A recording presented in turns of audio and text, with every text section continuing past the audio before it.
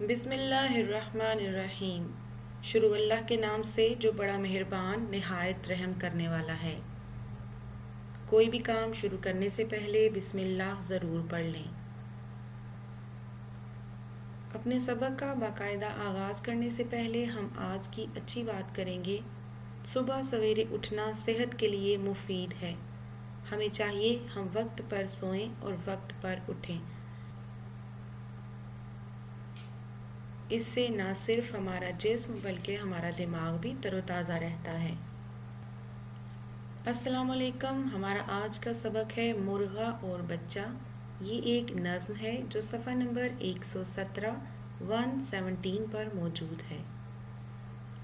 یہ نظم مرغا اور بچہ محشر بد ایوانی نے لکھی ہے۔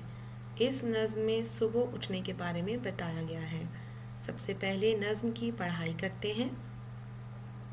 ایک بچے نے مرغے سے کہا، پیارے مرغے یہ شور ہے کیا؟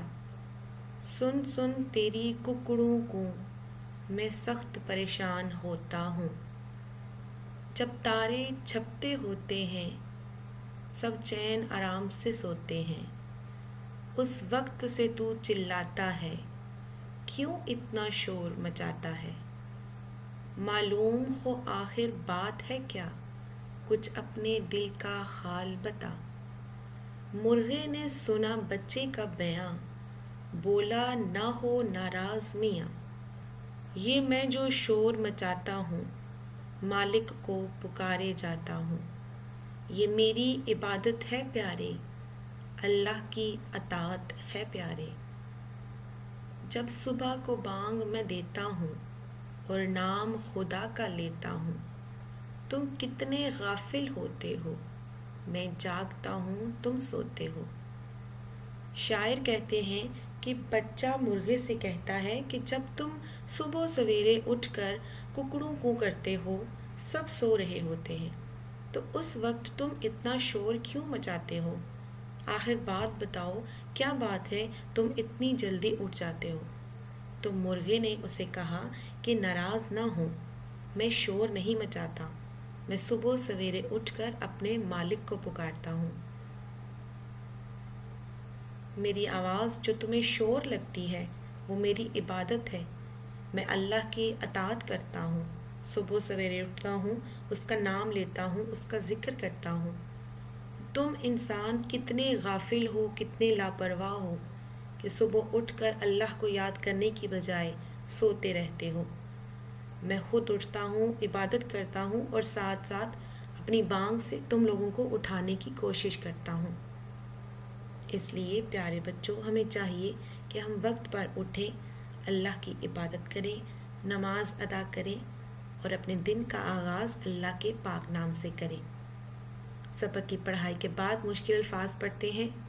ککڑوں کو، چھپتے، بیاں، مچاتا۔ املا کے لیے دیے گئے الفاظ پڑھتے ہیں۔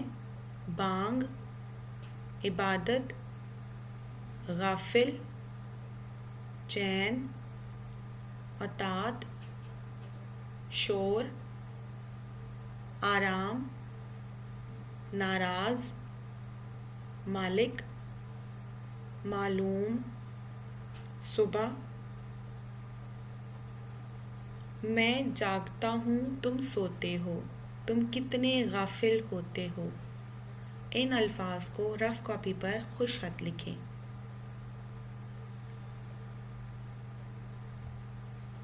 سبق کی پڑھائی کے بعد مشقی سوالات کو حل کریں گے۔ سب سے پہلا سوال ہے، مختصر جواب لکھیں۔ سوال نمبر 1 ہے، بچہ کس کے شور کرنے سے پریشان تھا؟ بچہ مرغے کی ککڑوں کو سے پریشان تھا۔ سوال نمبر 2، مرغا کس وقت شور کرتا تھا؟ جب سب سو رہے ہوتے ہیں۔ سوال نمبر 3، مرغے کے شور کرنے کی کیا وجہ تھی؟ مرغے نے کہا کہ میری بلند آواز میری عبادت ہے۔